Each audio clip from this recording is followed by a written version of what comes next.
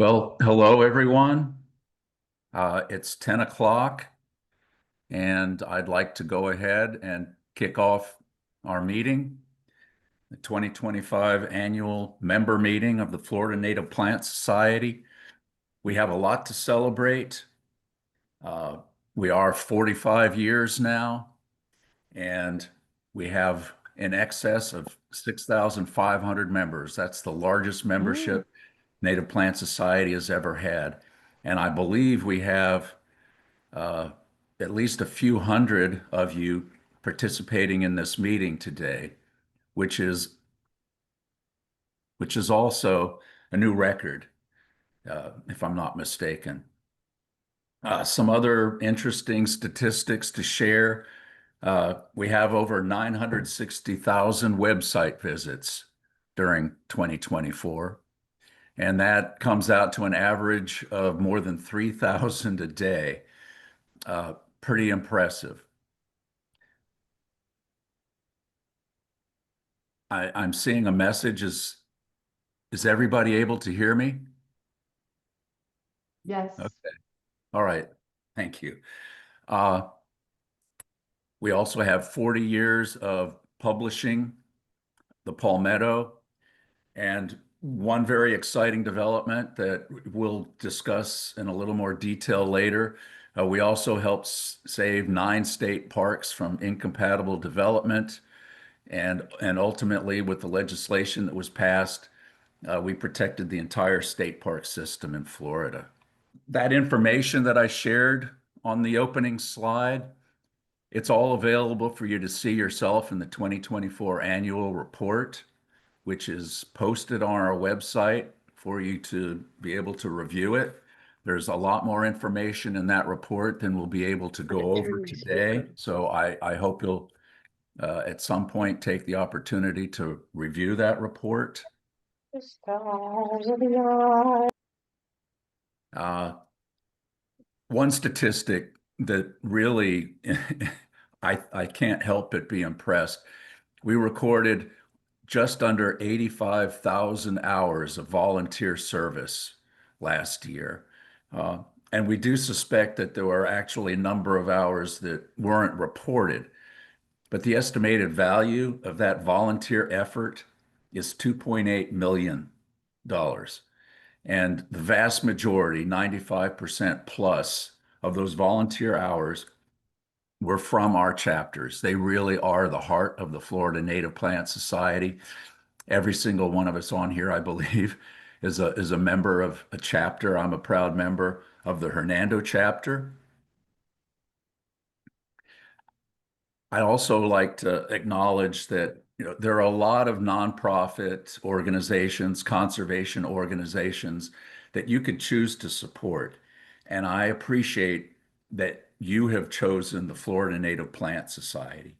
And we are recognized as a responsible and effective conservation organization. And that is reflected by what I believe are the two premier rating agencies for nonprofits. Charity Navigator gives us a 4-star rating. There is no such thing as a 5-star rating. That is the highest you can get. And likewise, Candid's Guide Star gives us a platinum rating.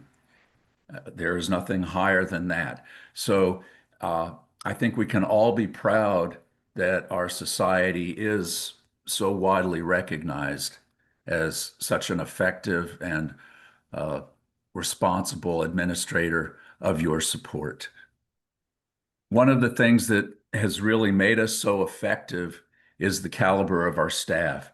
We now have 4 full-time professional staff members. And through the course of this meeting today, I think you'll learn a little bit more about all of them. I just want to put 2 representative examples before you of what our staff is doing. Lily Anderson Messick has been guiding the Torreya Keepers project. That's a project that was grant funded, and we have been conducting that in partnership with the Atlanta Botanical Garden. Our communications director, Valerie Anderson, has been guiding our participation in a project that is monitoring and helping to restore uh, two critically endangered species of mint, Dicerandra modesta and Dicerandra cornatissima. And that project has been conducted in partnership with the Crandall Fire Ecology Lab at the University of Florida. So not only are we doing good work, but we've got some pretty exemplary partners in that work that we're doing. The agenda for today was posted when you received the email announcing this letter and this meeting, and you had the opportunity to register to attend. There was also a link there so that you could download both the minutes and the agenda. And the first order of our official business today is to actually approve the minutes. And so with that, a little bit awkward via Zoom, but I would ask for a show of hands from everyone who chooses to approve those minutes. If you're not familiar, there's a button at the bottom of your screen, React, and you can choose that, and there is an option to raise your hand. So I'll give just a few seconds for everybody to do that. All right. With that, if you could lower your hands, and now just wait another few seconds.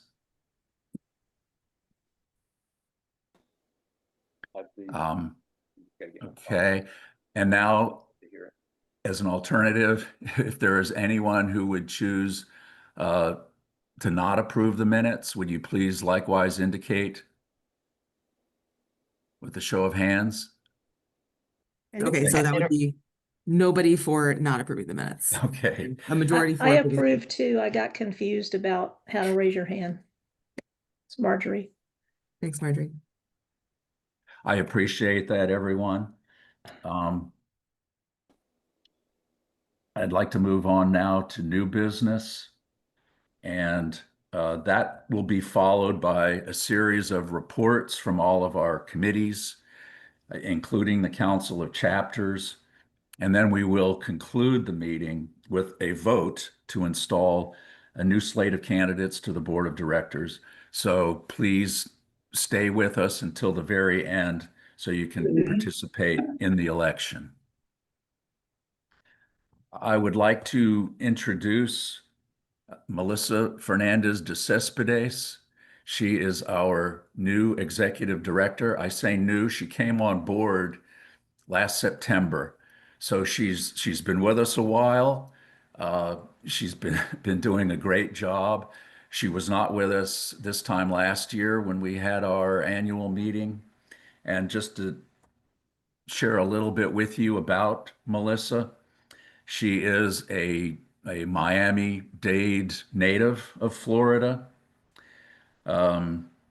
She received a PhD in pathology from NYU and a master's in chemistry from Florida International. She's got hefty credentials to her. She did postdoctoral research at the National Cancer Institute and at NYU. And she decided that she wanted to come back home to Florida and work with the Florida Native Plant Society. One of the first things I had to do as I was preparing to come on board as your president was participate in a search for a new executive director. And I'll tell you, it was quite a grueling process. Grueling because we had several truly outstanding candidates. We were blessed that way. We went through 3 rounds of interviews trying to make our selection. And we're very pleased that Melissa has joined us as our executive director. With that, Melissa, are you ready to take over the proceedings here? Yeah. Just waiting for my slides to pop up. Hi, everybody. It's nice to meet you all. I may have met some of you at the conference or at events you've invited me to since I've joined. I was born and raised in Miami in Dade County, and the Everglades was my backyard. So in the photo to the left, that's me on the right-hand side with my lab mates on a project in the Everglades where we were collecting samples for analysis. And I truly believe this is probably the best day of my life ever captured in this moment.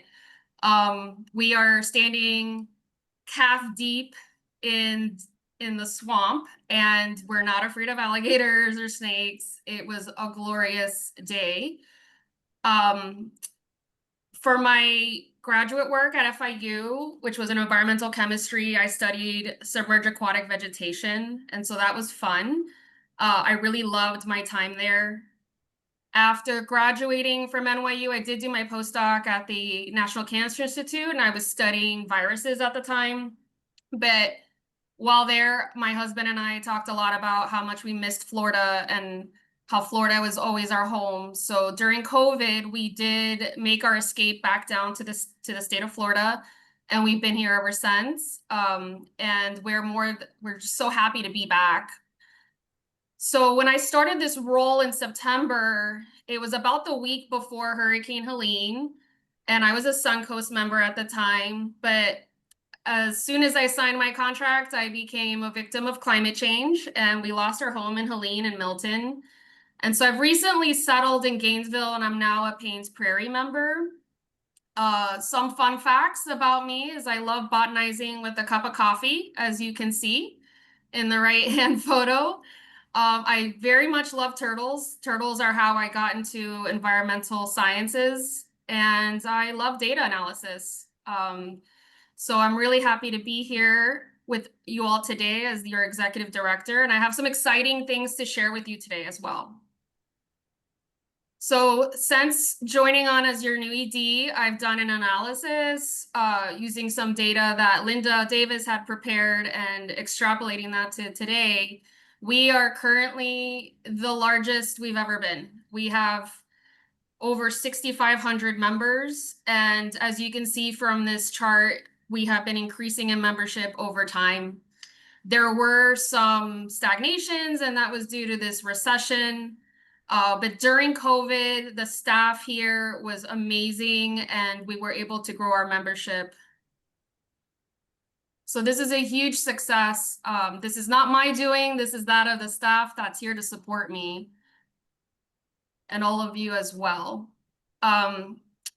We've also had the most volunteer hours ever reported in 2024, nearly 85,000.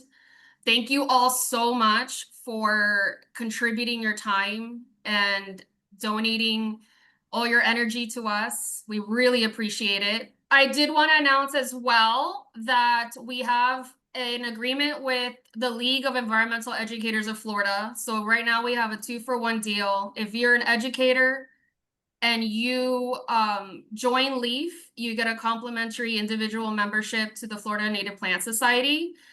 We thank our friends at LEAF for putting this opportunity together to support teachers during this very critical time. And if you are looking for this information after the meeting, you can re-watch the meeting during on YouTube, so you can capture all these links and QR codes as well. We also have our first photo contest in recent memory. We've heard from some members that there was a photo contest long ago. For this photo contest, the deadline is September, and the winners will be announced during Florida Native Plant Month. We have several categories, and we'd love to see all your botanizing photos, so please share them with us. We also want to highlight that Jean and I noticed that we were not listed on the Homegrown National Park plant database list. So we got ourselves added to that list, and you can see in the yellow highlighted box with the pink arrows pointing to where we are on their website. So please check out their growing list of plant databases from around the country. We also have a new grant opportunity, and applications are now open. This is a special research grant in memory of Dr. Barbara Grigg, who was a member of FNPS. Her PhD was in lichens, and so this special opportunity is dedicated to her in both research topic and in name. Please let all your friends know that this opportunity is available. It's $5,000 a year for 2 years, equaling $10,000. And thank you to our anonymous donor for donating this money for this purpose. We also want to thank our interns for the year. We had Lydia join us. She was a Terrea Keeper intern working with Lily Anderson Messick in the field. She was an amazing intern. We loved working with her. She quickly started a job with FWC. And so thank you, Lydia, for all your help in the field and for your joy and optimism. And thank you to the Florida Wildflower Foundation for sponsoring Lydia. We also had another intern, Kristen, also funded by the Florida Wildflower Foundation. And she worked with Dicerandra, helping with Valerie's work out in the field. She's done a lot of volunteer work with us in the past, and we hope to work with her again in the future. Thank you, Kristen. In addition, this spring, we had a host of interns that joined us with a lot of incredible skills. These are the 6 main interns who have helped us. We have loved working with them. They've been amazing. Just to highlight some of the things that they've done, Nalini has helped with creating templates for reformatting and updating the branding on all of our educational materials. Kaylee has been helping with the new website. Izzy prepared our new digital library for the Palmetto and the Sable Minor. And so these skills at the computer have been extremely beneficial to us and have helped the staff immensely with all the upgrades this year. We do have a new internship fundraiser going on. We'd like to continue working with our interns and get more interns to help us advance the mission. And if you'd like to contribute to that, there's a QR code in the upper right corner. So just to highlight the digital library, here is Izzy. She worked on this, and she gave me a testimonial of how she felt working with us to create the digital library. You can find it at the link in blue or scan the QR code if that's your preference. And working with Izzy has been incredible. She did so much work in uploading and working on tagging a lot of the articles, and she's continuing to work here and there, adding more as we find old issues of the Palmetto. We also have our new bookshop. The Amazon Smile program is no longer active, so we've moved to the bookshop.org model, and you can find a lot of your favorite books on the bookshop.org. And if you have any books that you think should belong in the library, please email us. Let us know that there's an incredible book that we should share with our community. I have to remind you that August is Make a Will Month, and August is around the corner. So if you are interested in leaving a legacy to FNPS, please reach out. I'm happy to discuss how the process works. There are several benefits to preparing a will in advance, and there's different types of assets that FNPS can accept, and I'm happy to clarify anything. Hard at work has been Charisse. She's our operations manager, and she joined us last year. She's been working on our new membership portal. So here's a sneak peek of it. I don't know that I can play. She did a video of it. I don't know that I can play it here, but it's really nice.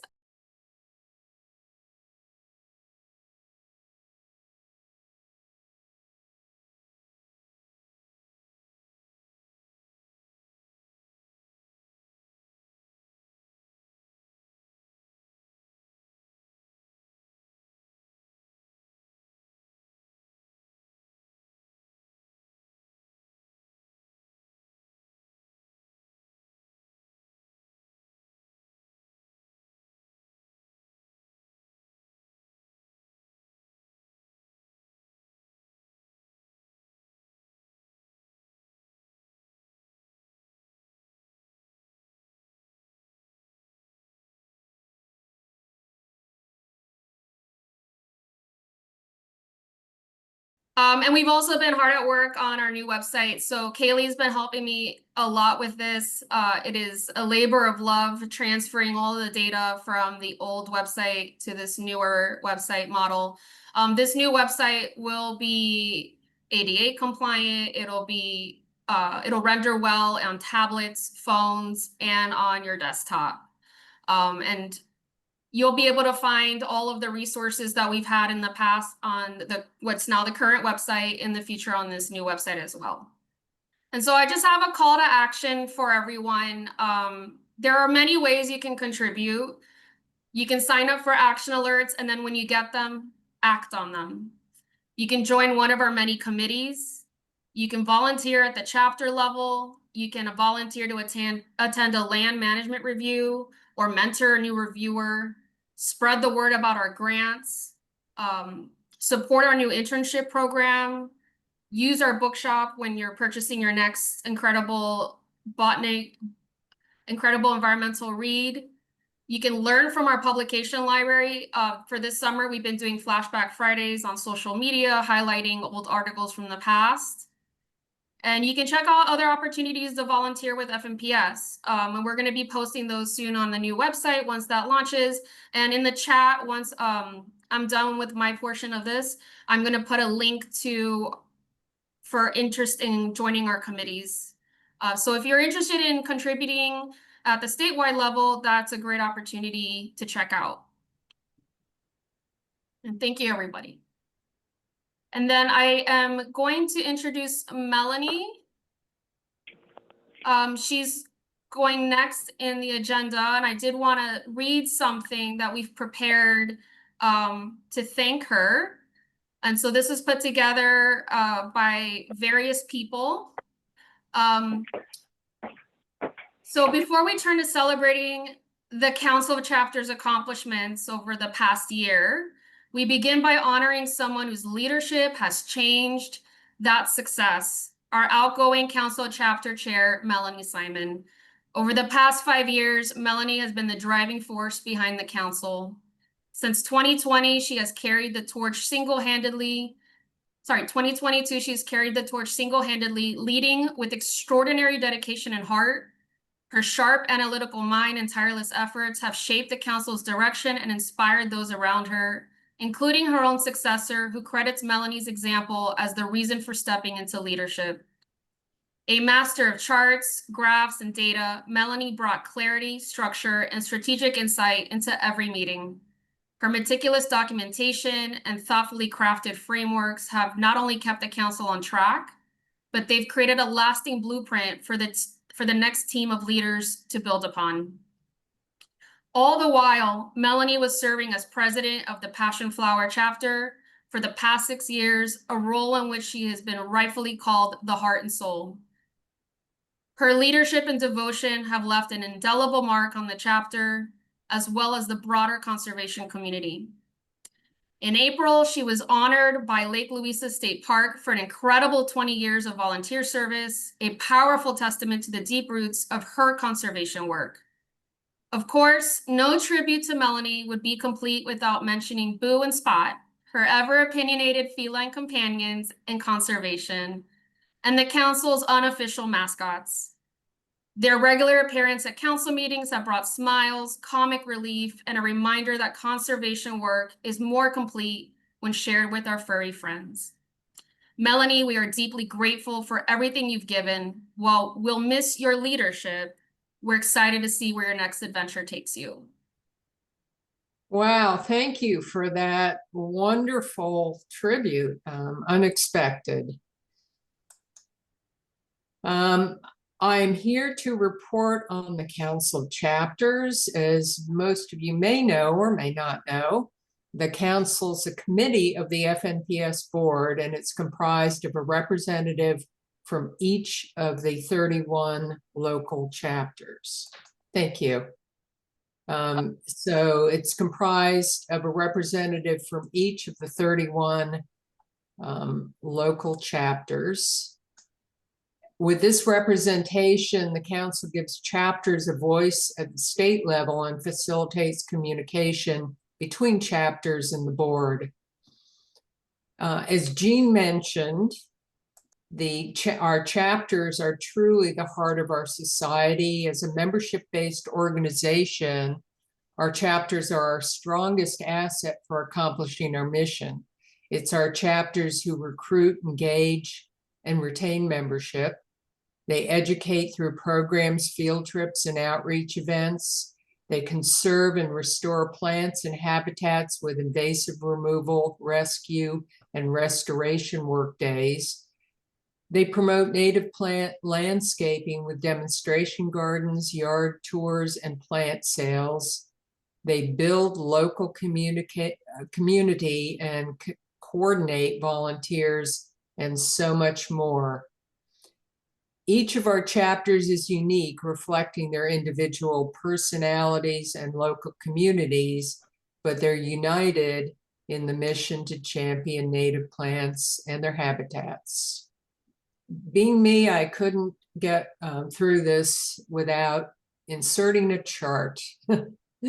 Overall, chapter health has been improving. The percent of chapters who report their health as great or stable has increased from a low of 76% in 2022 to 88% in 2024.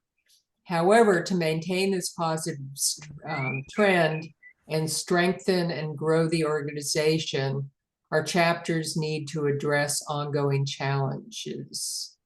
The biggest challenge reported by over 80% of chapters is finding leadership. Lack of leadership led one chapter to dissolve in 2023 and a second to dissolve in early 2024. We narrowly averted having a third chapter dissolve in 2024 when a neighboring chapter stepped in to help by merging boards and taking over administrative functions, allowing the struggling chapter to retain its identity and continue mission-related activities. This is a temporary measure while FNPS continues the research started by the Council to explore alternative chapter structures, leadership recruitment, and training options. Another challenge facing chapters is membership management. The Council's 2024 membership workshop revealed the need for upgraded tools and processes to help chapters track, recruit, engage, and retain members and create community. The upgraded membership database is eagerly awaited by chapters. Through 2024, a lot of Council efforts were focused on supporting the state organization, including the search for a new executive director and managing volunteer hour reporting and brochure printing. With these tasks either completed or handed over to FNPS staff, the Council can focus more on chapter support and addressing challenges. It's been my privilege to serve in Council leadership for the past 5 years, and it's my pleasure to announce the Council's newly elected officers. Council Chair is Rebecca Kaufman from Palm Beach County. Council Vice Chair is Andrea Anderson from Pinellas. And Council Secretary is Maggie Ullman from Martin County. I'm confident this new team will continue to support the FNPS mission and strengthen the overall organization through their support of our chapters. Thank you very much. That brings us up to our committee reports. If I'm not mistaken, we'll be beginning with the Conservation Committee. Yes. I am John Benton. I'm current chair of the Conservation Committee. We enjoyed a very good year in terms of some of our base functions. We had, I would like to thank the membership of Julie Becker, Laura Bennett Kimball, Jennifer Cobb Adams, Neil Halstead, Amy Morey, and Jackie Raleigh. One of our core functions in conservation is soliciting, reviewing, and recommending the conservation grants and the Dan Austin Ethnobotany Award grant. And we have struggled a bit with getting applicants for the Dan Austin Award.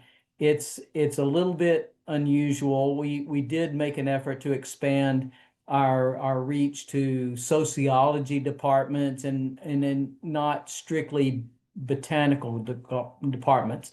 And this year we got a very good applicant from and we're happy to make the award on that. We had 6 very strong applicants for the conservation grant. And again, it was difficult to choose among the top several grants. And I thank the committee for their work in that. One other function of the Conservation Committee is participating or kind of overseeing the land management review process. Lily does the hard work of coordinating volunteers to sit at these reviews. And once the reviews are done, we try to synthesize those results and make them valuable for FNPS use. In other words, can we engage local chapter in a special issue or a special plant that's near at one of these sites? For those and let me back up a second. For those not interested or not aware of what LMRs are, every public property in the state, like state parks, state management areas, must undergo one of these management reviews every couple of years. There's a basic management plan that guides the operation of the park or piece parcel of property, and often it speaks to management of the land or in individual communities or individual plants within those communities. And the reviews assess how well the managing entity followed that plan, and we try to point out places to that they may improve or could do better. So with that said, it's important that the voices that we are voices of for plants in those communities, because a lot of other times it's hunters or recreational users, but very few people or have the tools and skill set to talk about the complete community like FNPS does. And we are the DEP who organizes these management reviews values our input. And I think that's indicated by the fact that FNPS participated in 30 of the 33 reviews from the last calendar year. So that's impressive, and it says that they value the FNPS voice on that. We're consistent, we provide good input, and again, it comes down to Lily getting volunteers. It comes down to the volunteers taking that charge seriously and doing the several days of work that a land management review typically entails. So if you're interested in some of these as they come up, please express your interest, and we'll get you. If you're not familiar with it, we'll find someone to train you and get you up to speed. For the grants, Thomas Green received a second-year award. It's not very common, but Thomas is he's working in the Point Washington forest. There are woody species where fire can't enter some of these wetland areas, and Thomas is using volunteers and forest people, and his paying for a herbicide himself to go and remove these woody species that fire isn't getting, and it's conserving a lot of rare plant species that are in these wetlands from being overwhelmed by woody species. For our Dan Austin Award, Mia Davis was revisiting some of the areas that Dan Austin actually researched down in Marco Island for this plant that was used widely in Florida and the Caribbean by native peoples and pioneer peoples as a fiber for baskets, and it has some other uses. So we look forward to seeing the results of their work. And again, we are so happy to have the resources to do this. We wish we could support more projects. We need to do a better job at getting at conservation at the LMR data out and synthesized in a manner that it can be used for FNPS and to guide local. We need better involvement. So we're struggling a bit with that and trying to find a way to make it work a little bit better for everyone. Again, we wish we had more money for conservation grants and awards, so we'll try to do better with that too. I think that's all I have. So thank you very much. Morning, I'm Paul Schmalzer. I'm chair of the Science Advisory Committee. I want to thank our committee members this year, Susan Coptor, John Moore, Gage LaPierre, and Kim Zarillo. We've had a busy year. For the annual conference, we had to call for submitted oral papers and posters, and we received a record participation in the research track with 18 abstracts for presented oral papers and 14 abstracts for posters. 5 of the presented papers and 1 poster were given by recipients of FNPS research grants. And 1 poster was given by a recipient of the Cornel McNamara grant. That was a program funded by a contribution, and that has now been completed. For the 2025 Research Grant Awards, we had a call for applications, and we received 5 proposals for the 2025 Research Grant Awards, and 3 were recommended for funding after review by the Science Advisory Committee and were approved by the board. And the 3 that are being funded this year are one by Rachel Murray and Rosemary Ballinger at the University of Florida, Gainesville, Entomology and Nematology Department. We're looking at abiotic and biotic factors affecting the pollination of Chondrodina atonia, an endangered species of scrub mint.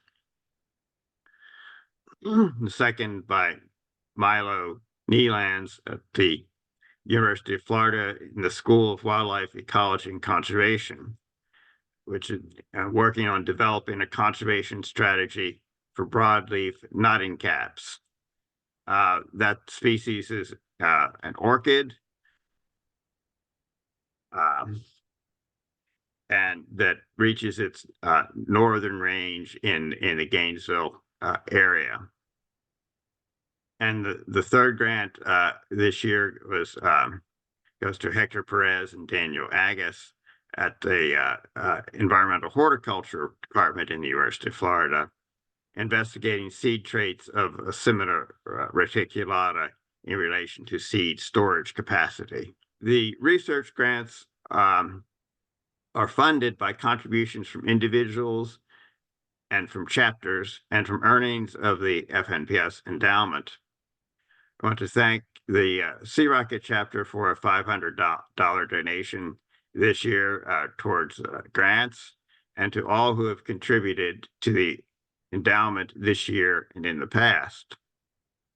And if you would like to contribute towards these awards, you can make contributions to the endowment or directly to the grant program. In other actions this year, we prepared a letter of support for the listing of ghost orchid Dendrophylax lindenii as endangered under the Endangered Species Act.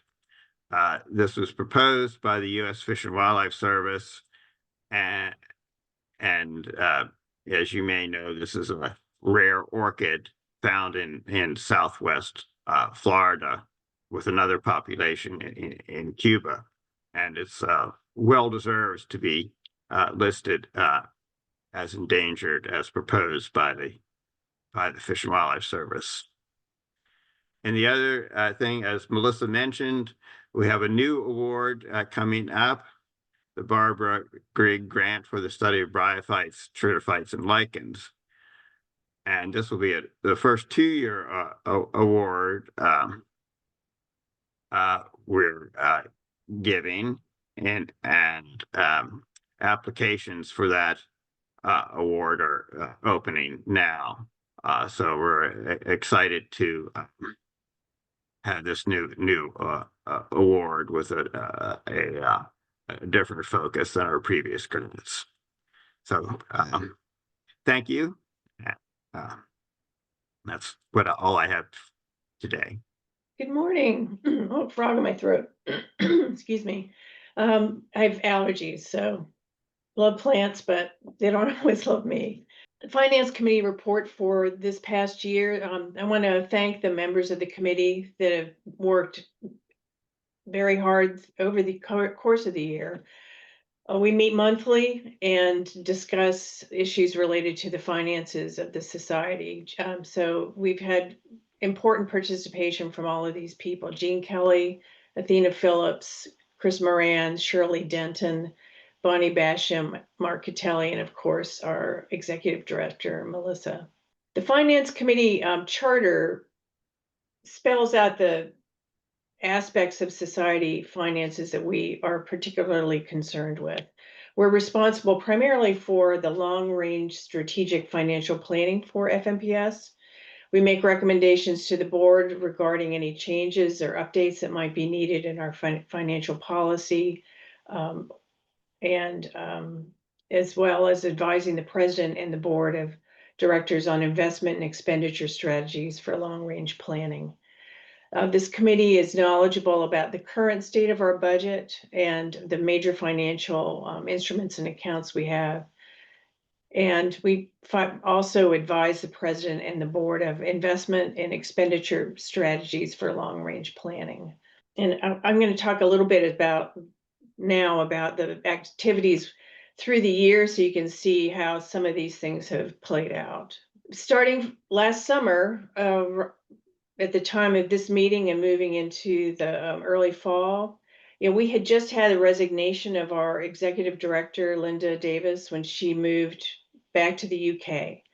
So the first thing we addressed was just making sure that all our accounts had been transferred to the appropriate officers and staff. We developed and implemented a cash flow plan because we were beginning to have some monthly shortfalls as a result of the stall in our fundraising campaign that the previous executive director had been responsible for. So we developed and implemented a plan to keep a very close eye on our cash flow. The free will campaign for last year was implemented, and Melissa mentioned in her presentation earlier that we're looking next month at another free will campaign, as August is Make a Will Month. And finally, we started developing a plan to accept non-cash assets.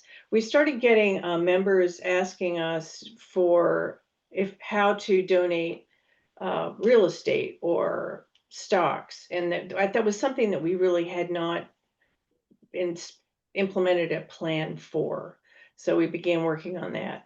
In autumn, we filed our IRS return for the year. We began assessing the potential to accept funds from donor-advised funds, and that's something that I think we'll be digging into much more substantially this next coming year. As mentioned earlier, we have upgraded our nonprofit transparency from initially to gold, from silver, and then up to platinum. Melissa has begun meetings with a prospective major donor and looking at collaboration for our large research grant, which is going to be very exciting to further expand our conservation and science activities for the society. We developed and implemented and disseminated our annual appeal, and we opened a brokerage account so that we could begin to accept certain types of non-cash assets. We did have a shortfall as a result of the lack of fundraising because of the upheaval in our, not upheaval, but the departure of Linda Davis. So we had CDs on hand that we were able to cash and remedy that shortfall. We then implemented an austerity budget, and there's no room in it for expenses that couldn't be covered by our expected revenue. And this was done to both combat inflation and preserve our membership fees. It's one of the things we looked at pretty hard was, should we raise our membership fees? And we've opted at this time to not do that. We adjusted our vendors to modernize our operations, and we were able to do that in a way that reduced our overall expenses. We implemented and finalized and implemented an action plan for the implementation of the strategic plan that was passed the previous year, which includes fundraising objectives. And we began a donor segmentation analysis to plan for different types of fundraising activities. With the the federal elections and the new administration in Washington, we have begun planning for a lack of federal funding. The type of funding that we had been using to support some of our staff and some of our programs we don't believe is going to be available moving forward. So we've begun to plan for that. And we also have further developed plans for bequests of members who pass on. And finally, this spring and early in the summer, beginning of the summer, we've converted, as Melissa said, we had an intern work with all of our publications as the annual reports. Yes, I told you. The Palmetto and the Sable Miner, and converted those to a digital platform. Our future receipt of the Palmetto is primarily digital on this new platform. There is an option for receiving a hard copy, but I think most of us have opted to use the digital platform to view the palmettos. Melissa brought in the interns that she had mentioned before, which has been great. They have done there have been so many little things that need to be done and so many medium-sized things that need to be done that we just didn't have the funding for. And so we're able to help some students, and they were able to really help us. It's been a great partnership. The conference was a big success in many ways, and one of the ways was it turned a nice profit, which we didn't expect. We don't go into these things. The conference is not a fundraiser per se. It's an event to bring the membership together. We spend a lot of time kumbayaing and learning about things that we're all interested in. But it's nice when it does turn a profit, so we can use that toward our operational costs. The conversion to the new membership management system, that's what the acronym CRM refers to, is well underway. And there's a link in the chat for looking at the video that Charisse developed to see how that works.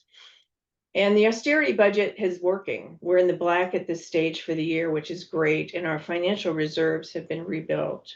And I want to give a big shout out to Kim Zarillo.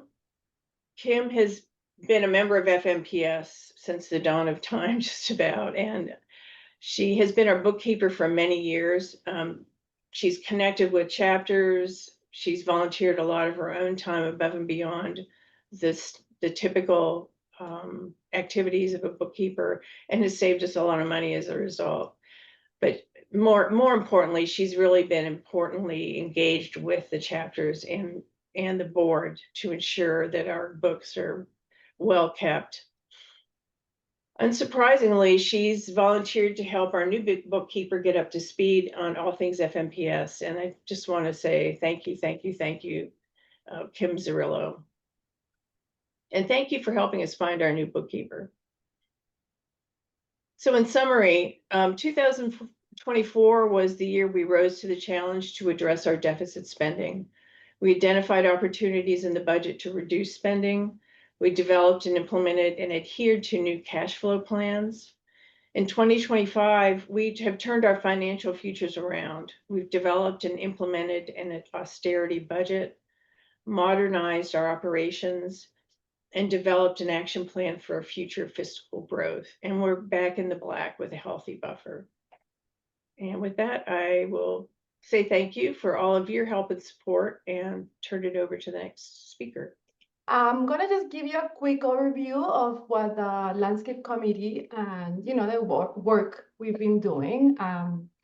The Landscape Committee supports the society's mission by equipping landscaping professionals, government agencies, Florida residents with the tools and information they need to promote, protect, and conserve native plants from the built environment.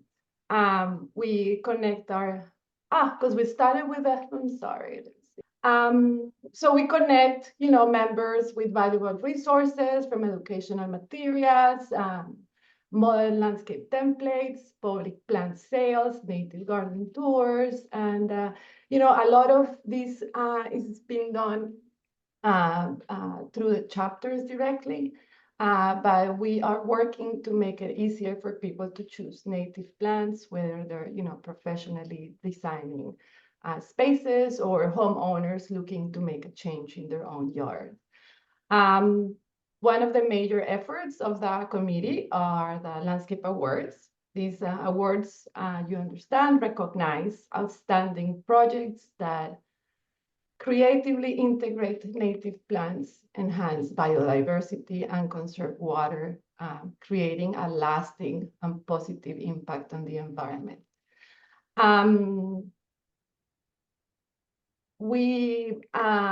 For the last year, we've leveraged multiple platforms, including social media, the Palmetto Journal, the Sabal Miner, to reach every year a wider audience of people interested in being part of the Landscape Awards. We've hosted Q&A sessions to guide prospective participants through the submission process. And last year, we had wonderful awardees, recipients, and we published, I think, a really interesting editorial highlighting these projects. I want to congratulate the awardees from last year, make an effort here for those that won the Garden of Excellence, like the Martin County Board of Commissioners, with a ripple as a drop of water becomes a river. I'm gonna also make a special announcement. Peggy Cias Lance, she also won the Habitat Restoration and Conservation Excellence Award. Heather Blake and the Garden Club of the Tri-Counties with a pollinator garden at Fanning Springs State Park. And a historic homestead in Coconut Grove for the residential landscaping. I want to say that this year we have opened a new category for the residential native landscaping, including now professional installations and homeowner created gardens. We have another category for commercial and institutional landscaping for business, HOAs, schools, public spaces, think about parking lots. And then, of course, also highlighting habitat restoration and conservation for those projects that are enhancing ecological projects. And then last but not least, pollinator and wildlife demonstration gardens or community gardens for organizations that are community-led spaces or educational projects. So we want to highlight all of those because every native landscape matters. I also want to make, which is not included in this slide, I don't know why my slide is not moving. But I'm just gonna make a highlight on a no. Oh, that was the other part. Thank you.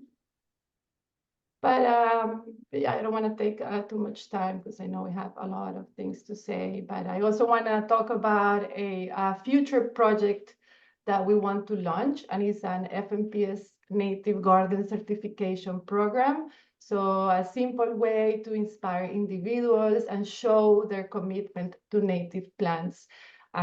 This is kind of something to be modeled after existing programs like the National Wildlife Federation with their garden certification. So I also want to invite you, if you want to participate of this project, or if you want to be, if you have any ideas or anything that you believe could benefit this, please reach out to me at nmanrique@fnps.org or at info@fnps directly. So I hope this is still in development, but we're hoping that it would be like a fun and meaningful way to recognize native gardens across Florida. And I think that would be it. Well, hello again, everybody. Gene Kelly here. I'm putting on my policy and legislation chair hat right now. I'd like to acknowledge the members of the committee, Lynn Arts, Bonnie Basham, Joan Bausch, Susan Carr, David Perky, Winnie Said, and Chad Scott.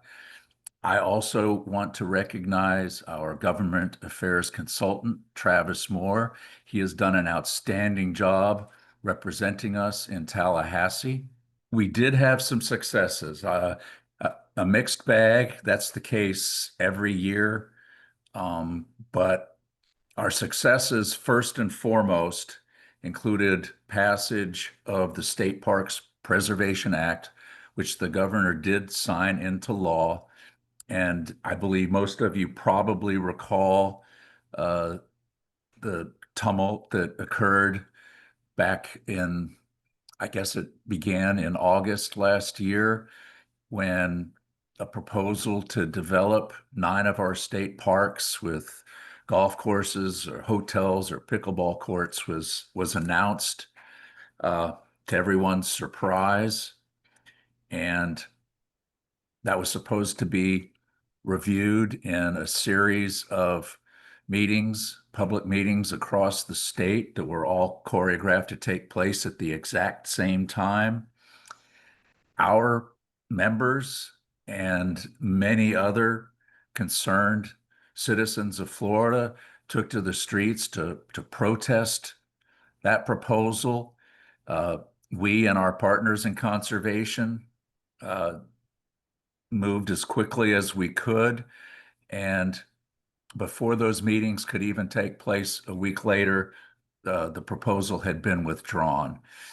But we didn't let that really be the end of our work, because we knew that if they could propose that this time around, it would very likely come back to haunt us again.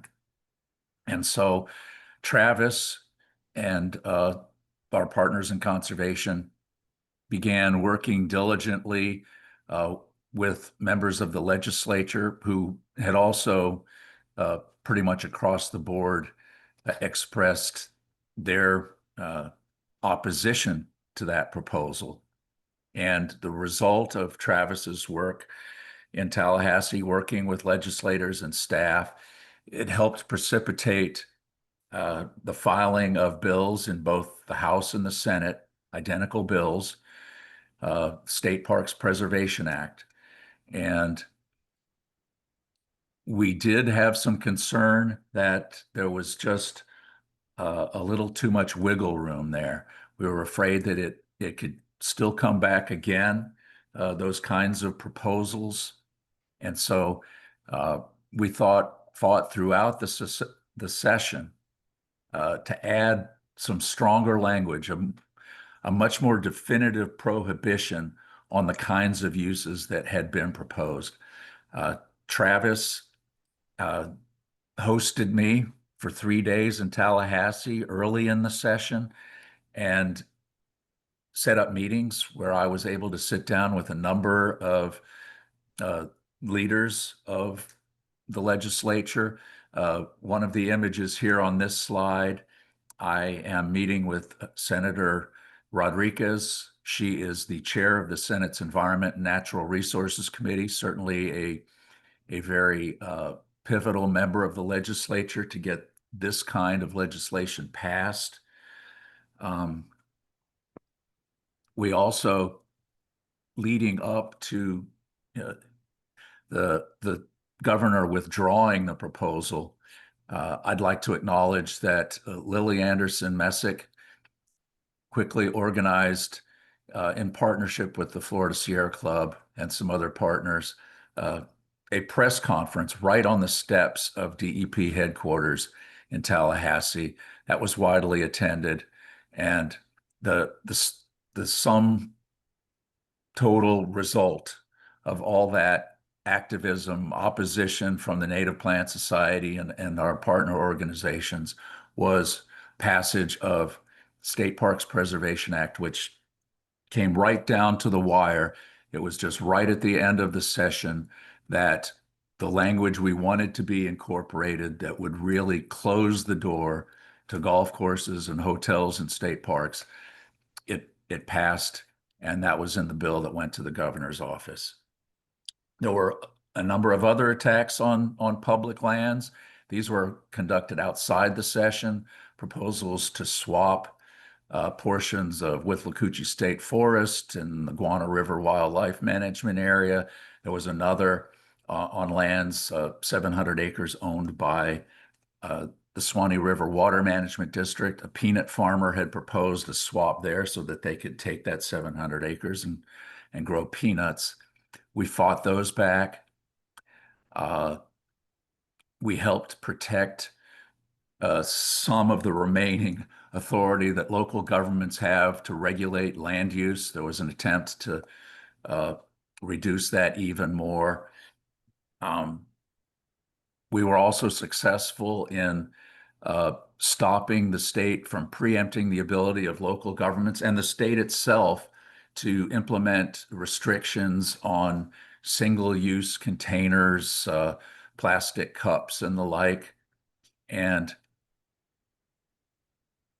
it actually included, it would have preempted the ability of even our state parks to exercise any kind of control over that. At the moment, we have 3 state parks that prohibit people from taking those kinds of containers with them. They're all spring and spring run focused state parks: Ishitucknee, Rainbow, and Weeki Wachee Springs State Park, right here in my home county. And I can't speak personally to the impact that these restrictions might have had on the Ishitucknee and Rainbow, but I can attest to a huge difference that we see in the Weeki Wachee River since they implemented those restrictions. We no longer see all that contamination, all that trash in the submerged aquatic vegetation of that Weeki Wachee spring and river system. We really hope that at some point the state itself will come up with some good uniform restrictions. One thing I would like to acknowledge, and this may have been under the radar for many of you, we have been working for a couple of years now to protect the Okefenokee National Wildlife Refuge.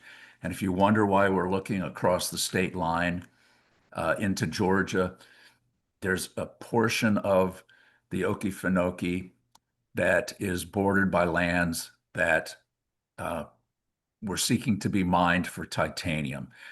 And that part of the refuge is the headwaters origin for both the Swanee and the St. Mary's River. So those river systems, the floodplain forests, all stood to be severely impacted if that mining took place. And that's been a battle that we've been fighting on many fronts.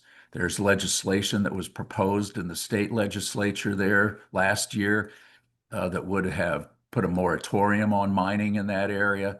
It did not pass. but it's expected to be reintroduced this year, so we will support that.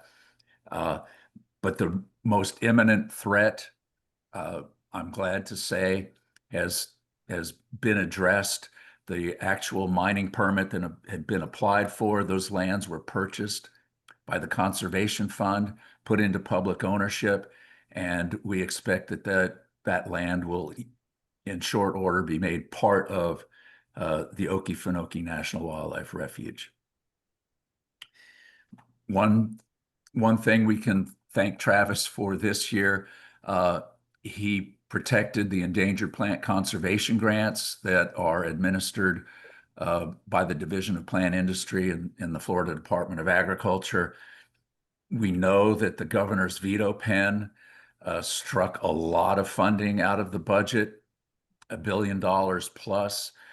We were hoping to get an increase in this grant this year. We did not, but we did retain the $216,000 that we had last year. It survived the veto pen, and we will try again next year to see an increase in that amount.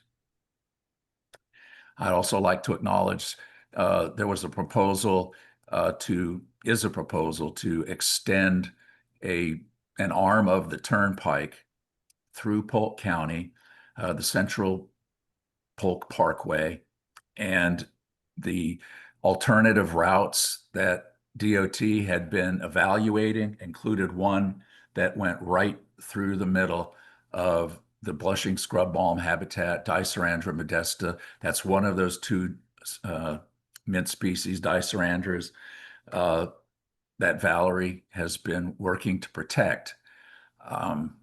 And shortly after we submitted our concerns, we learned that alternative had been taken off the table. However, the two that they are still considering, we fear could impact that Dicerandra habitat by precluding the ability of the Fish and Wildlife Conservation Commission, which manages those lands, from continuing to use prescribed fire, which is an essential management tool in that kind of scrub habitat. So that will be a continuing fight. They will announce their preferred corridor in the final quarter of this year, and we will be prepared to respond. I have to acknowledge there were some disappointments. We began the session asking for $500 million for Florida Forever. The Land Acquisition Trust Fund took in over $1 billion this year. And Land Acquisition Trust Fund should imply that it's for acquiring land, only they choose to spend it on many other things. These disappointments, I think, reflect that there's a lot of contradiction that goes on within our state government. We have to celebrate that they passed the State Park Preservation Act, but then they do a lot of other things that really make it difficult to trust their commitment to protecting Florida's environment. $18 million for Florida Forever is nowhere near enough. The governor signed a mitigation banks bill. We had asked him to veto that bill. And now that he signed it into law, credits can be awarded from mitigation banks before they have even completed the mitigation.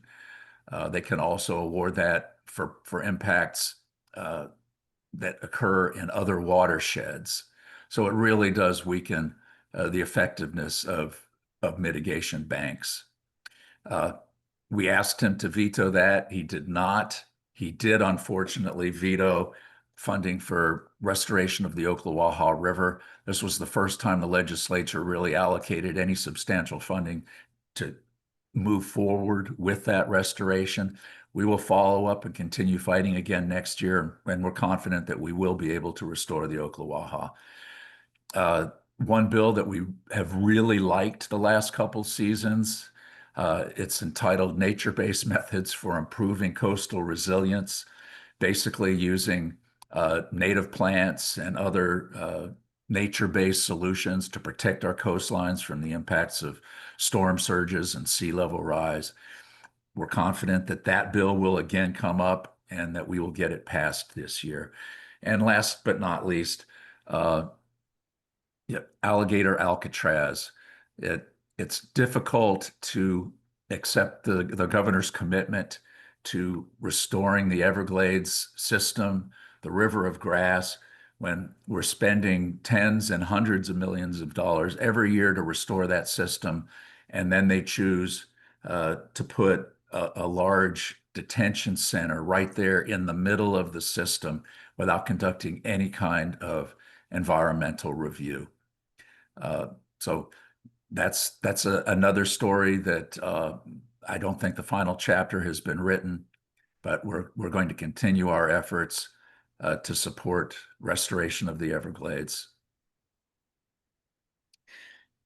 It was an extraordinarily busy year. We issued 16 action alerts. That's a new record. I hope that those of you that are signed up to receive our action alerts didn't mind that we kept filling your inbox, but we do know that you responded, and that's really been the secret to a lot of our success in advocacy, despite those handful of disappointments.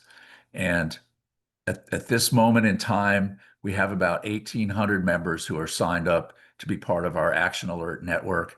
We'd like to grow that number.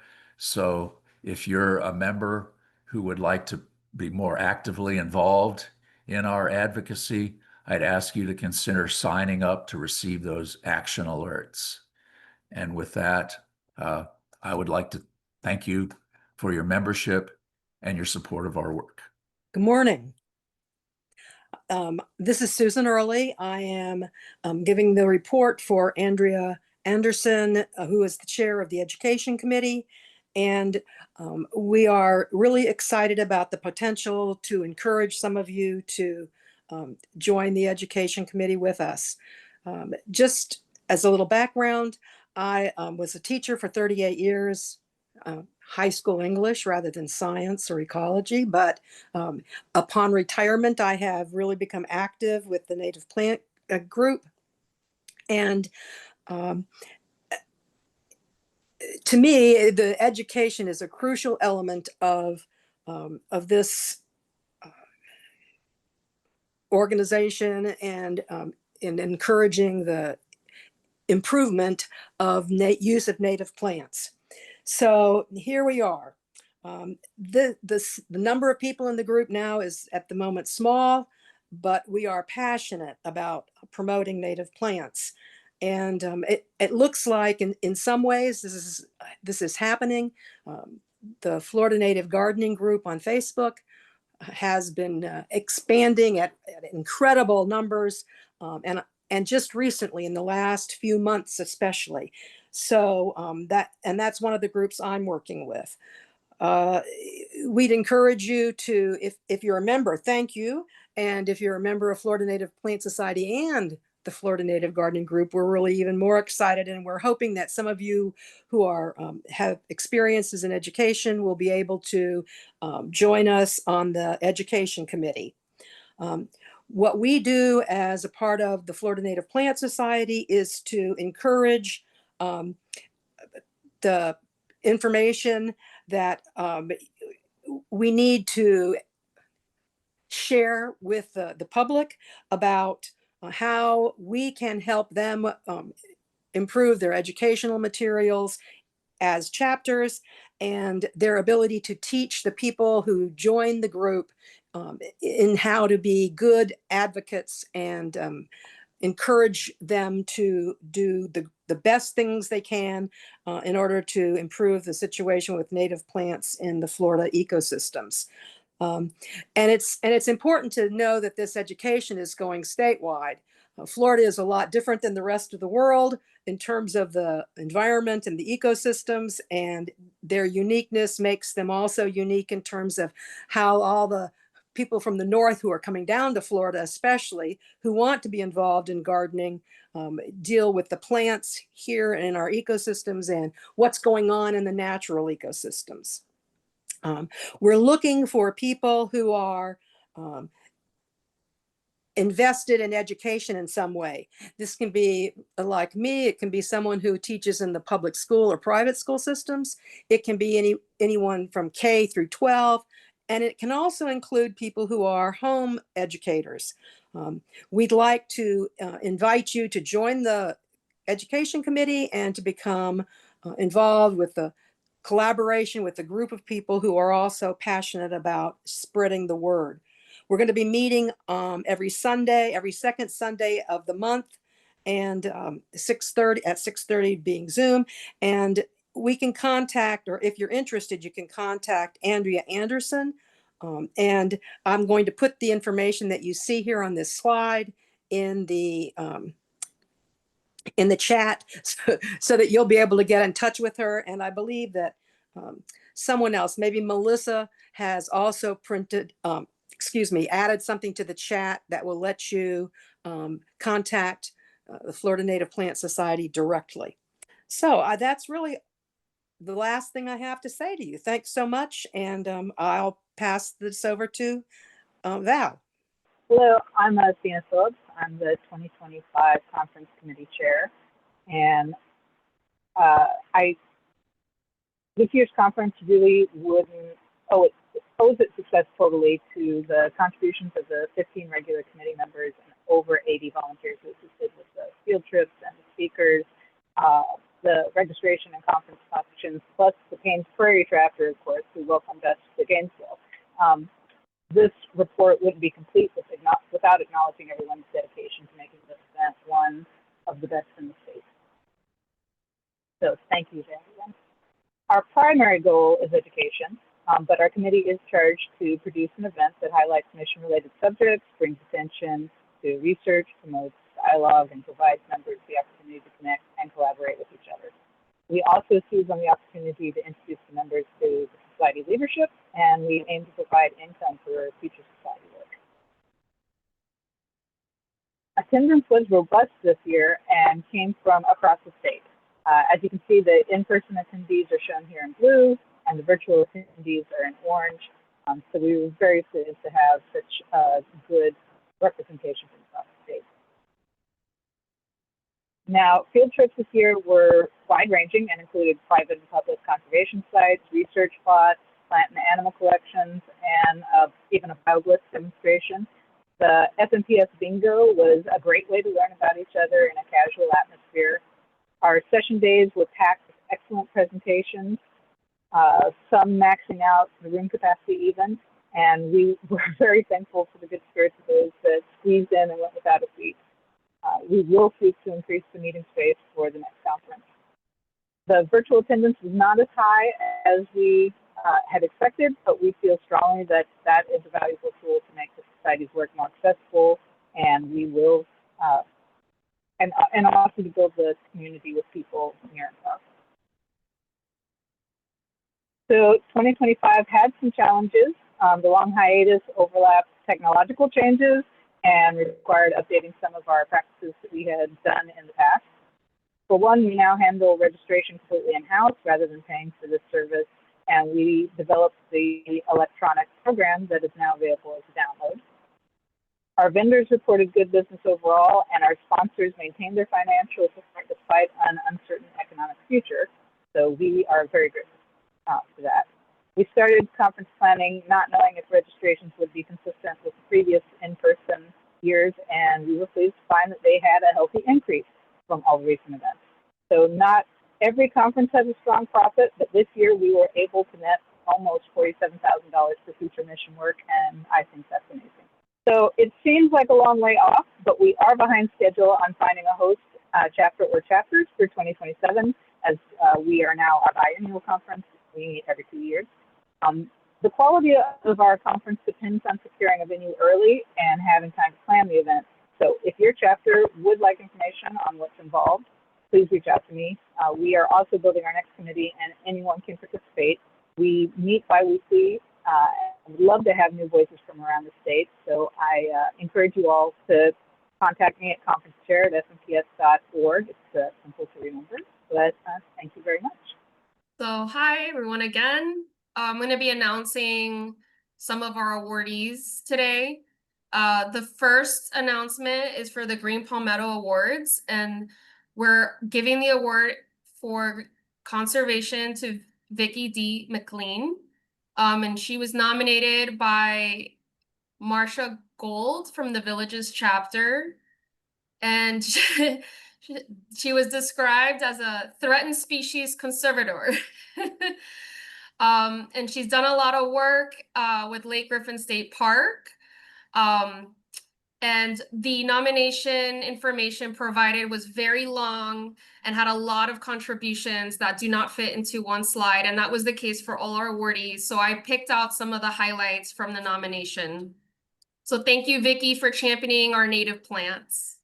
Next is Chad Scott. He was nominated by the ICSIA chapter. He's an ICSIA chapter member. Chad puts together a weekly newsletter, a conservation newsletter. If you'd like to be a recipient of that newsletter, please reach out to ICSIA to subscribe. He does a lot of work in summarizing all the conservation news from around the state and distilling it into one nice, neat package. So thank you, Chad, for your relevant, engaging, and timely conservation reports. The next award is for service, and this one is for Ellen Toms. She was nominated by the Paynes Prairie chapter for the work, the incredible work she did in planning amazing field trips for the conference, and assisting with the conference in many ways, with organization and coordination and keeping on top of all the many field trips, over 30 field trips, a ton of work. Thank you so much, Ellen. And the last Green Palmetto awardee, but not the least, is Karen Walter for service, nominated by the Pawpaw chapter. And this was a very interesting nomination to read. I didn't realize that Karen had done so much outside of the council. She began the Pedal Pushers program and is encouraging members to propagate plants and distribute seeds. She's encouraging conservation field trips and citizen scientist documentation. And she has a whole host of activities, including giving talks, encouraging and mentoring young people. And so I want to thank Karen for inspiring us with your creative engagement of the public. Next up, our chapter of the year is Coco Loba. And this nomination was by Melanie Simon from the Passion Flower chapter. And Coco Loba was nominated for their exceptional service and going out of their way to support another chapter, as Melanie mentioned earlier in this meeting. So we'd like to thank Coco Loba for supporting their neighboring chapter, the Naples chapter, and facilitating the Naples and being able to continue in their programming. Thank you, Coco Loba, for your priceless contributions.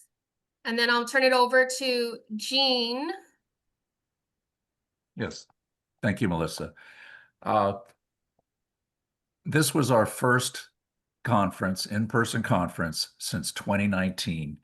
And I wanted us to be able to celebrate a longtime member by recognizing him as a mentor. So I nominated Steve Woodmansey, and we did announce this award at the conference. Steve's work really encompasses decades, and I think that's one of the defining characteristics of a mentor. It's analogous to a Lifetime Achievement Award, and he has worked for decades now at the Institute for Regional Conservation, currently as a research associate. He's done a lot of field work in association with the Institute. He co-authored their publication, The Rare Plants of South Florida, Their History, Conservation, and Restoration. He's contributed more than 2,000 specimens to the Fairchild Herbarium. He's currently and has for a long time been a member of the adjunct faculty at Miami-Dade College, where he gives instruction on plant identification, taxonomy. He did serve a term as Florida Native Plant Society president, and he is currently president of his home chapter, the Dade chapter. So, Steve, this isn't a surprise to you. You've known since the conference in April, but congratulations on your recognition as a Native Plant Society mentor. Dr. Andre Kluhl was nominated by a member of the Magnolia chapter as a mentor.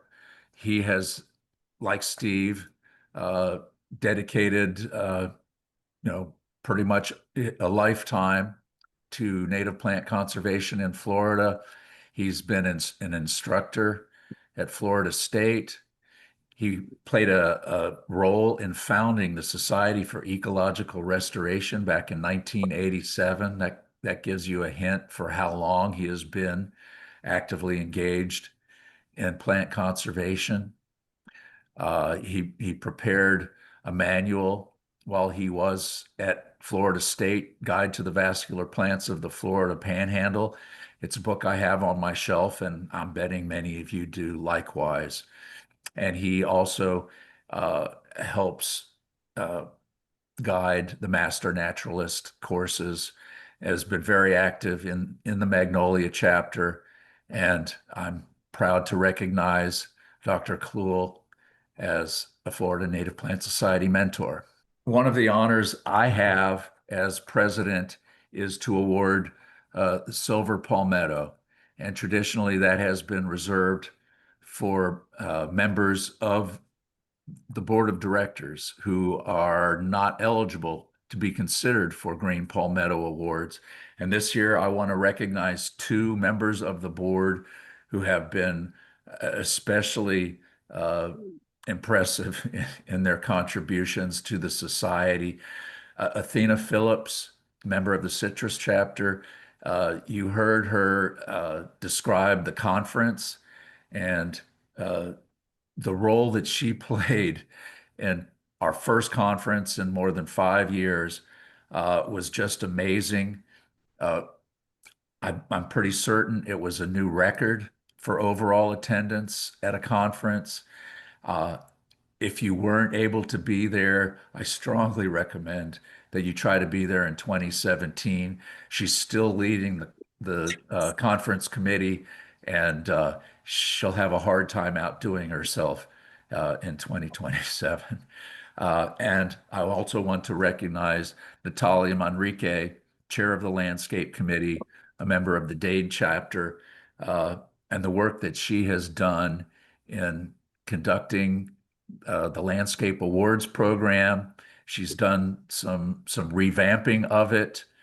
She mentioned that we now have categories for both professional installations and homeowner installations, and she is also helping us plan and hopefully implement before too long a Native Plant Society landscape certification program. So thank you, Athena and Natalia, and congratulations on your Silver Palmetto Awards. And that does bring us up to the elections portion of the meeting, and our treasurer and chair of the nominating committee, Chris Moran, is going to take control now and lead us through the election. You there, Chris? Yes. So I'm not positive how all this works, but I know we have an online ballot form that everybody can click on, and it does include individuals to vote on for each of the open positions we have right now. So does everybody in the meeting have access to the online form?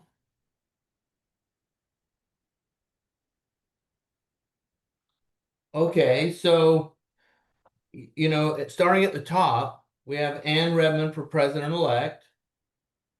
She's been on the board for quite some time. Chris Moran, myself as treasurer. I've only served one term as treasurer. And then we have Athena Phillip for VP of Administration. Adam Arundel for Director at Large. We have Gaze LaPierre for Director at Large. Have Dr. Raylene Crandall for Director at Large. And we have Susan Early for Director at Large. Their bios are included. It was a lengthy process for the nominating committee. I mean, it's kind of complicated because we do try to keep it where we're not electing everybody at the same time. So we have about half the people come up for election on odd years, and the other half come up on even years, and you basically serve for 2 years. But Melissa reached out to all the chapters. We sent it in our Palmetto, we sent a general email appeal. So we urged a lot of people to try and participate. And, we probably have a few other openings that are even year if someone wanted to serve for maybe a 1 year term until it comes up for the election. But so right now, I would say we would turn it over till everybody check the boxes and submit. So does anyone have any questions?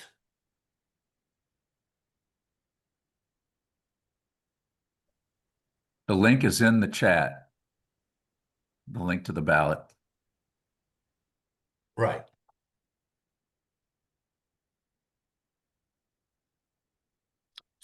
So I'd have to ask Melissa this. So we will see the results pretty quickly as soon as people hit submit.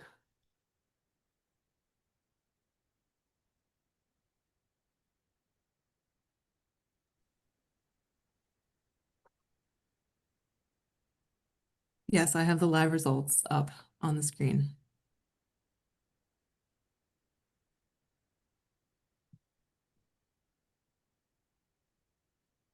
Okay.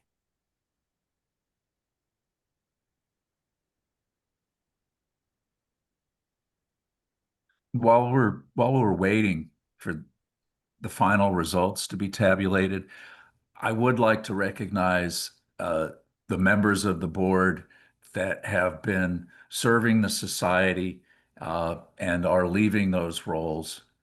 I appreciate their service to us. They've done an outstanding job. Uh, First, I would like to mention Mark Catelli. He served as president and is now completing a 1 year term, 1 year role as past president. And he has been extremely helpful to me in making a transition into this role as president of the society. Thank you, Mark. Dave Martin has been a longtime member, and I'm sure he will continue to be active in his chapter. Melanie Simon, her many years of service as a member of the board through her role as chair of the Council of Chapters. Thank you very much to all the outgoing members. Your service has been greatly appreciated and very helpful. And your contributions to native plant conservation will be remembered. Yes, I would second all that. So we've got 50 responses, and I think we have a total of 79 participants. But we're at 94% yes, and only some abstained. So, I could call this one early if you'd like me to. Exit polls indicate that everybody that's on the slate has been reelected.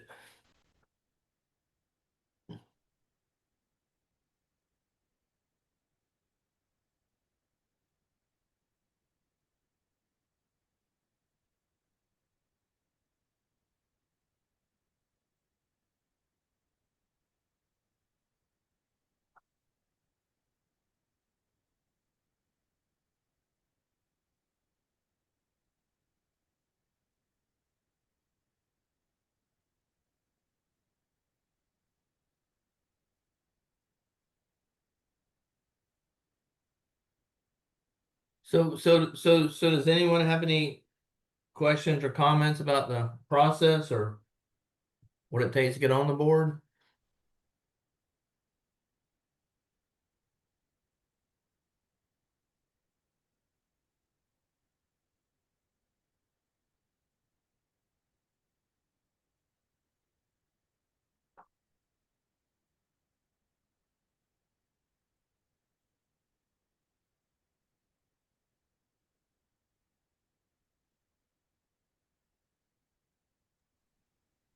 So Valerie, can you tell if votes are still being entered?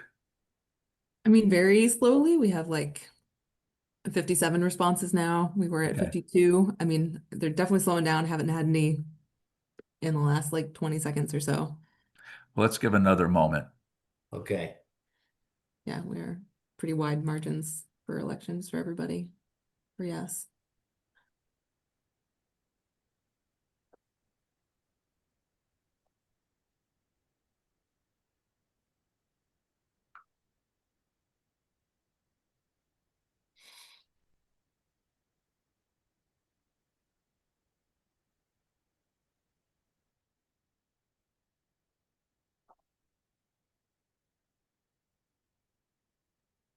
And so again, if anybody out there wants to vote and has not yet, there is a link in the chat that will take you right to the ballot form with all the candidates. Still sitting at 57. So if you want to vote, please get your vote in.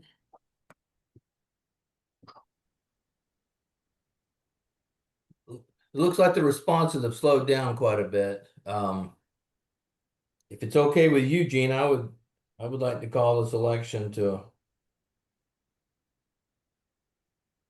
I would say that I would certify that the slate of officers have all been reelected. Yes. Agreed. Congratulations on your electoral victories. Thank you. And that does conclude the meeting. The only step left is to adjourn. And I would just like to take a moment, if there's anyone out there, if you would like to raise your hand and just share a brief comment with us, I'd welcome you at this time. And can you tell, Valerie, if anybody has raised their hand? Anne or Susan? Yes. You're muted, Susan. We'd like to hear you.